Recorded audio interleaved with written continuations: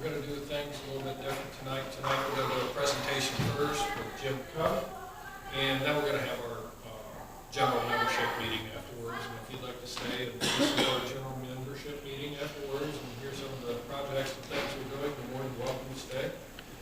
We are a 501c3 nonprofit organization, for those of you who don't know, and our organization's been in this county since 1919. So we've been around in a driving force for recreation and hunting and fishing, especially in Kittitas County. Jim? Thank you. Thank you. Good evening, everybody. Thank you for coming. Appreciate it. Appreciate it. Some of you might know me. I am a columnist for the Daily Record. I do a column each month that is outdoor activities for families in Kittitas County. We've done features here in the county. We've done some road trips, and it's a lot of fun. So we're gonna work today on, or give some information today on hiking in general, and getting the family out, and then got some hikes that we'll highlight. So if you've read my column, then you've met my wife Sherry and our two youngest, Colton and Chase. They are my intrepid warriors, but there are other members of our family that come along occasionally. We've got my son Christopher up there, my daughter Cheyenne over in the corner, my daughter-in-law Angelica, my daughter and son-in-law Tiffany and Tom, and then my grandchildren Gwen and Luke. So we try to make it an all family get out when we can. So one of the first things to know when you are going out to hike, be prepared. Boy Scout, Girl Scout motto, be prepared. If you look online, if you talk to anybody, people will talk about the 10 hiking essentials. Now they call it the 10 hiking systems. Map and compass are important. Maps especially.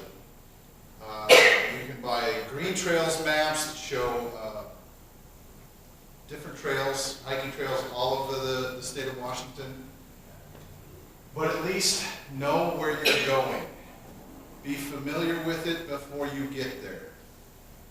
Sun protection, important.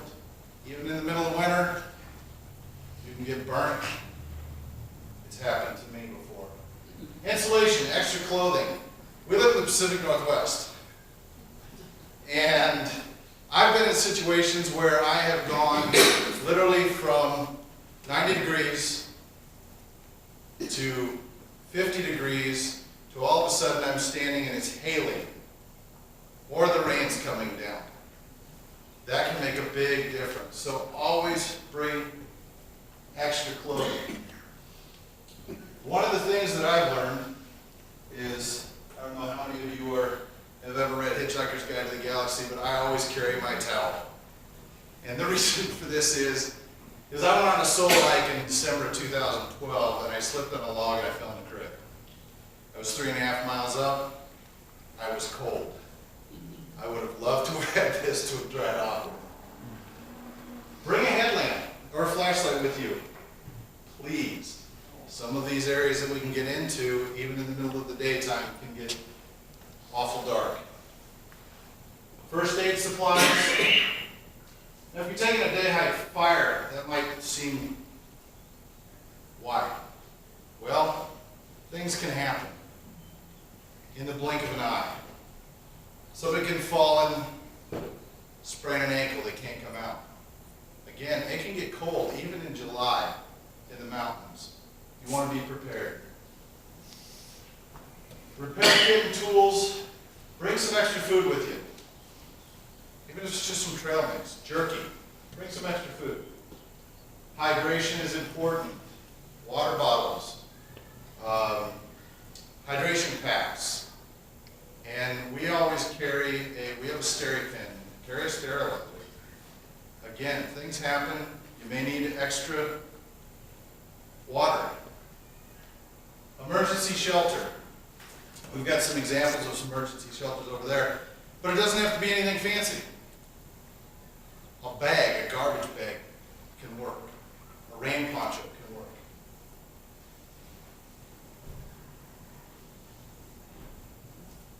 Backpacks are important. Be prepared. I carry a bigger pack because I'm a bigger guy and the little day pack looks just ridiculous on me. It is completely like, yeah. So I carry a bigger pack, which gives me a lot of room then to be able to carry the things that they need for the family. The rest of the family just carries day packs. Boots are important. And don't go cheap on the boots. You can get clothing, you don't have to dress, you don't have to look like an REI commercial. You can find great deals at yard sales, Goodwill, thrift shops. You don't want to skimp on the boots though. Don't buy boots at a thrift store or a yard sale because they've already been broken by somebody else. They are broken to their feet. And 2 miles down the trail, you will be sorry. Don't go cheap on the boots. There's one thing that you're going to save and spend some money on. Make it your footwear. You're going to be on there the longest, and cheap boots will wear out. Trek and hiking poles. Got a couple of examples over there of adjustable poles and telescoping poles. But again, you can go to Goodwill and you can get ski poles, and they work fantastic. When we first started hiking with the boys, Chase was about this tall, and I went down and got a set of hiking pole or ski poles, cut them down to his size, put some lugs on the bottom of them. They work great for him. He loved them. Never hike any further in than you can hike out. And I'm sure that my friend here with the search and rescue can attest to that. There are a lot of rescues that take place because somebody hiked in further than they can hike out. Pay attention to your body. You may want to hike all the way to Pea Lake, but 3 miles in, your body says, we can't go any further. Don't go any further. Build yourself up. So, let's talk about some hikes. Pea Lake is one of the most beautiful alpine lakes that I've ever seen. It's gorgeous. And it is wonderfully in the Alpine Lakes Wilderness area. So when you go here, you can honestly say, I've been in the designated wilderness area. It does require a Northwest Forest Pass. Now those are $30. You can buy them in a lot of different locations, Forest Service Office, Pine Mark.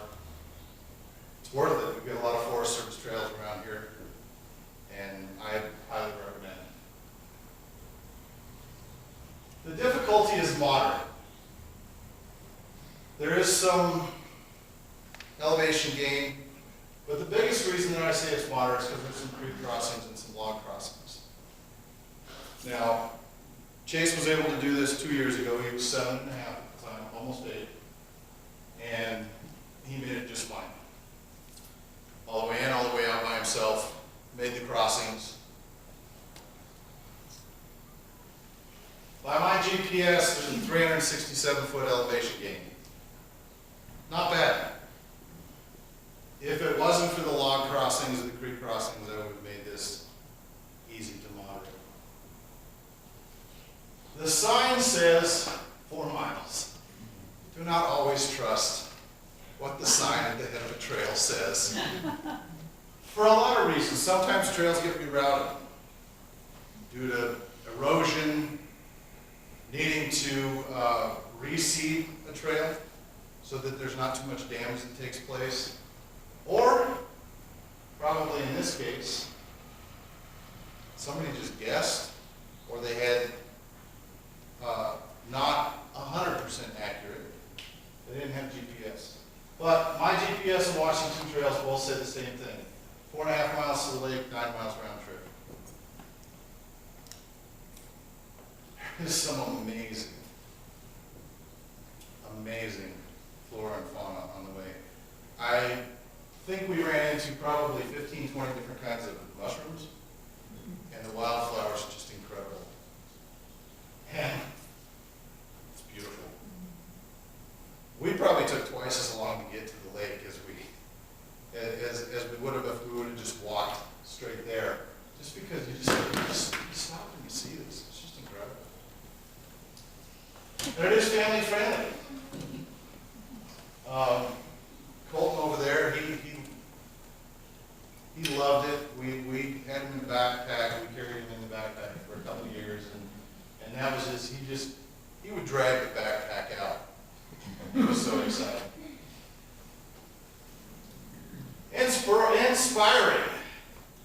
The view up there from the camp spot right there at the edge of the lake. I can sit there for hours. I mean, the beauty, the serenity, it's just incredible. My oldest, my son Christopher, has muscular dystrophy, bad knees, overweight like his old man, and he made it in and back. My hero. He didn't complain the whole time.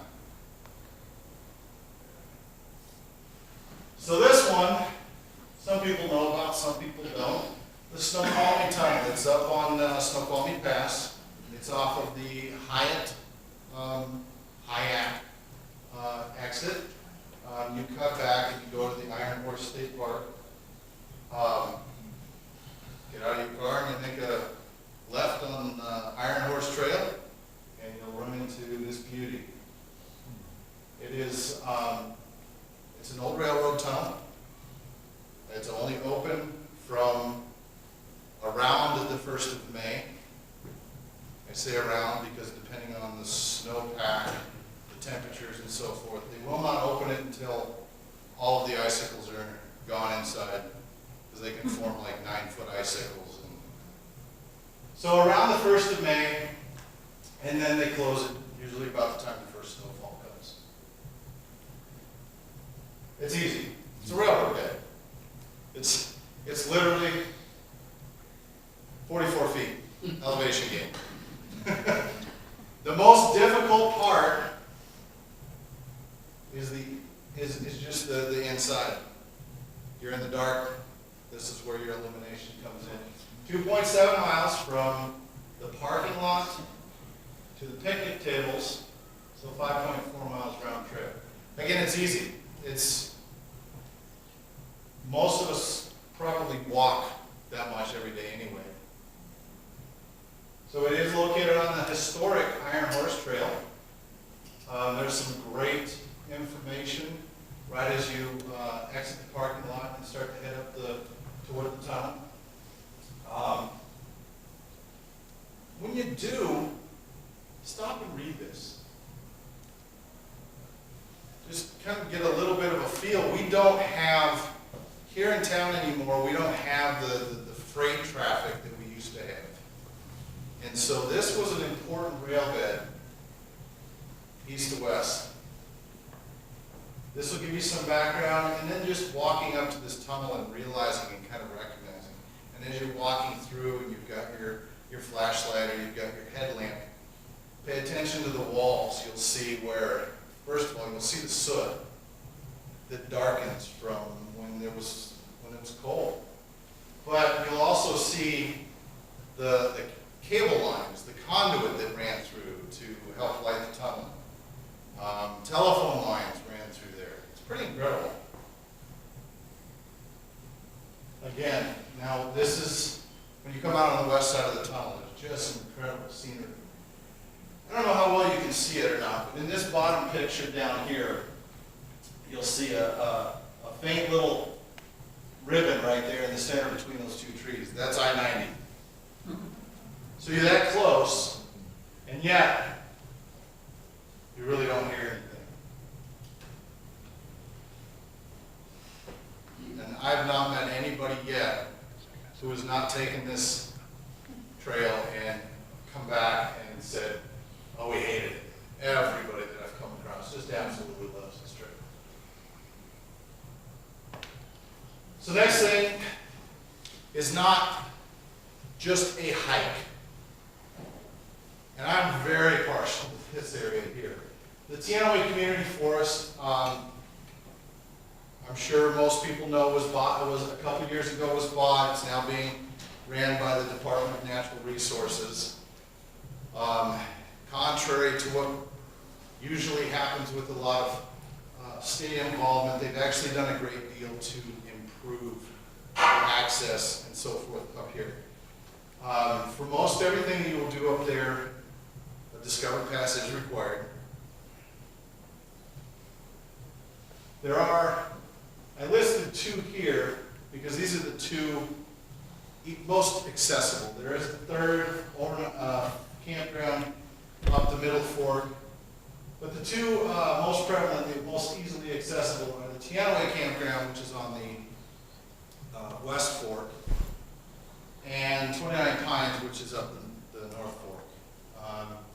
Both of them now have, these pictures were several years ago, but both of them now have fire rings being installed, picnic tables, vault toilets.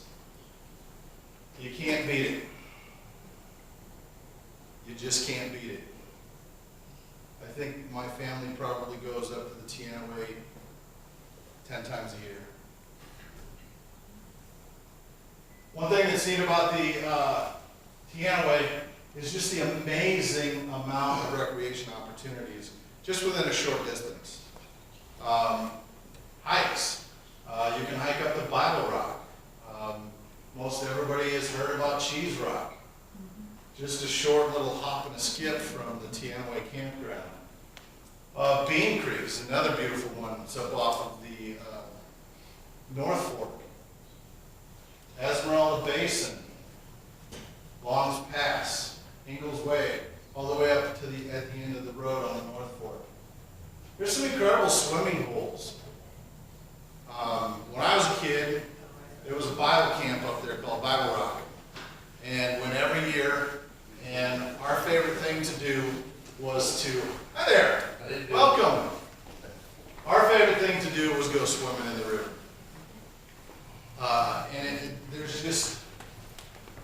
There are some favorite holes up there, but there's almost no bad place to swim. Most of the riverbed is sandstone, so it's smooth.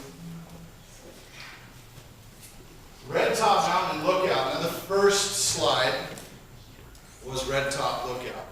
It's an old fire lookout. If you're looking for an incredible view, head up there. It's fantastic. You can go swimming. There's a lot of horseback riding that takes place up there. These are some of the views we see. How can you go wrong? I mean, so the one down here in the corner with my lovely bride is from Red Top Lookout, looking across in the clear day. Rainier is beautiful. You can look over and see Stewart gleaming. If someone is at the lookout, you can actually go up into the lookout and be able to step out from there and just kind of get this amazing 360. The one in the upper top left is from Cheese Rock. Another place where you can climb to the top of this vista, this huge monolithic piece of sandstone. And the view is just incredible. You can't believe how lucky we are. There's a few things that I love about hiking with my family. First of all, it gets my kids away from the video games, away from the screens, away from, and into the outdoors. One of the best parts is that when you go out and it always gives me an opportunity, and it can give you an opportunity to teach your kids. That up in the upper right corner is me and Chase at the Red Top Lookout. Down at the bottom here is my friend Nate Rowley, teaching the kids about rose hips and the different plants in the Kittitas County. The upper left-hand corner there is Chase and my daughter Cheyenne. That's a nice large piece of lumber that we just don't get around here really anymore, and it tells a story, so they're learning about it. Every chance you can get, you know, if you decide that you're going to pick a hike, and this is one of the things that I try to do in my column is that provide a little background for the hike. Teach the kids. It does a couple of things. It connects them, it grounds them to the location. It means something to them. If they know something, if they can connect something to it, they take more away. And that makes them want to go back again. The other thing is that it's an incredible bonding experience with your kids. They might fuss at you a couple of times, but after a while, they'll learn to love it. So one of the big problems, and you'll see this, and I've seen this bad, is going out on the trail and seeing garbage. So when you go out, I was always taught in Boy Scouts, leave the place better than when you got there. But the big, leave no trace. I always like to pack a garbage bag or a grocery bag, so if I see something, I can pick it up, tie it to the outside of my pack, and carry it out. Don't negatively impact, and you know, teach kids that this isn't okay, and use it again as a learning experience. So our motto, our thing is always get up and get out. Get up off the couch, get outside. It's as simple as that. It doesn't take a whole lot. We're lucky, we're fortunate here in Kittitas County that literally from where we're at right this moment, 25 minutes, 30 minutes in any direction, and we've got some incredible opportunities for all levels of experience. You know, if you're just starting out, choose something a little easier, like the snow palming. If you're looking for a challenge, a little bit of a challenge, hit Peak Lake. But you might want to wait till, especially this year, probably end of June, because there can be a lot of snow left up there. And word of advice, if you do that, take along some skeeter spray, because they can get pretty bad at it too. But get them out, bring them out, show them the world, show them where they live, help them to appreciate what it is that they have around them. And then, like myself, this is what I was taught. And I'm passing it to my kids, and hopefully they'll pass it to their kids. And then it just keeps it going. So, thank you very much, I appreciate it. Does anybody have any questions?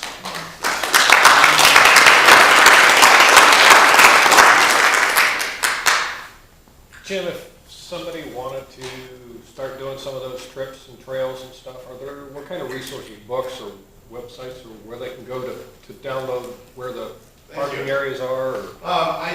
So we have a Facebook page, Northwest Family Adventures, and we have a blog, northwestfamilyadventures.wordpress.com. And I've been doing this for 3.5 years on the blog now, and if you go there, I've got tons of hikes listed on there. Go to the library. The library has books by the Mountaineers, which offer some incredible hikes. And that is, they do something similar to what I do, which is they'll give you some information on the difficulty level. A super, super resource that I use often, and I referenced it in here earlier, is the Washington Trails Association. That's WTA.org. And they are one of the most prominent organizations here in the state. They organize work parties for trails. It's an interactive website, so you have the ability to report on a trail. But again, they offer you elevation gain, difficulty, and directions. And that's another thing that I do put on my website is directions, difficulty, mileage, that kind of information.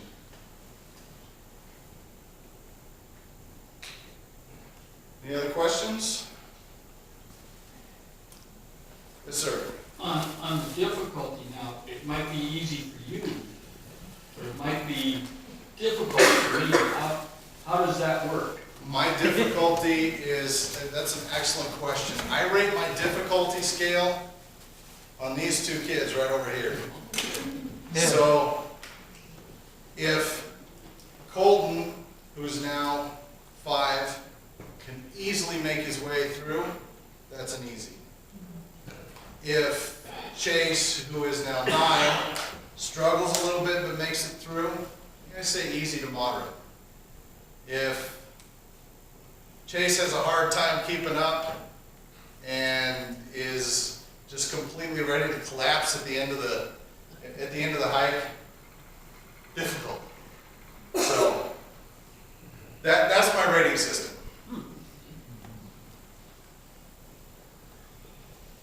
What would you recommend for an older guy with a sketchy back and a fat dog?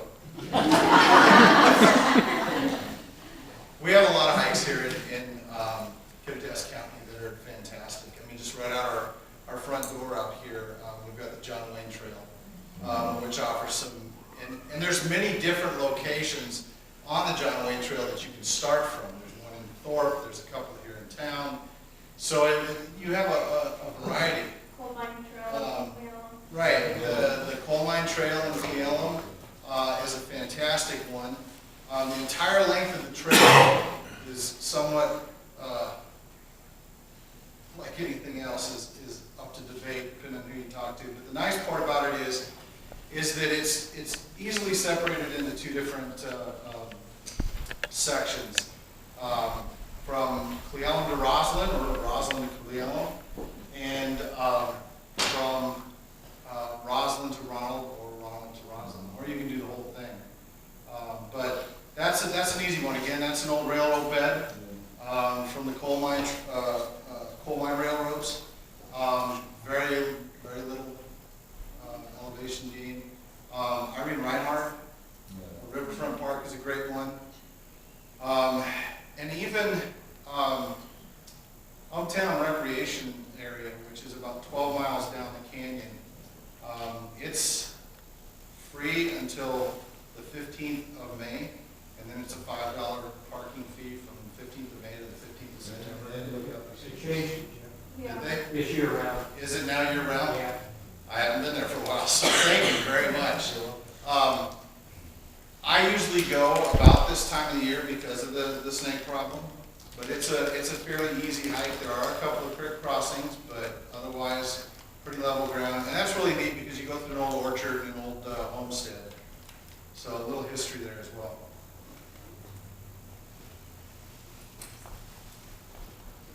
Anything else? Well, thank you very much. I appreciate you giving me an opportunity to flap my gums up here for a little bit. So.